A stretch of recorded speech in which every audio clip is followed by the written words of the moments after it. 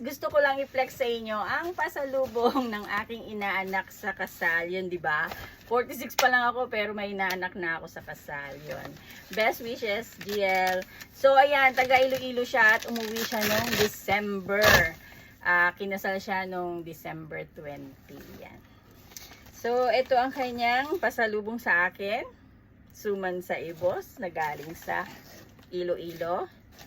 So, meron akong 5 pieces. Ayan, meron akong 5 days na almusal or merienda. Tapos, merong banana brittle sa mga mahilig matamis. Diyan, tuwan-tuwa na yan. Tapos, merong toasted mamon. O, diba?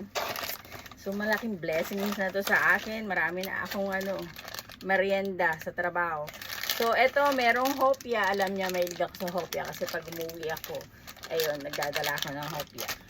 At, ayun, ito yung gustong-gusto ng mga Pilipinang matanggap na pasalubong from Pinas. Ayan, meron akong tuyo. Ayan, meron akong, pagkain sa Sunday. Tapos meron pang daing. Thank you, Gia, sa iyong pasalubong. Appreciate ko to.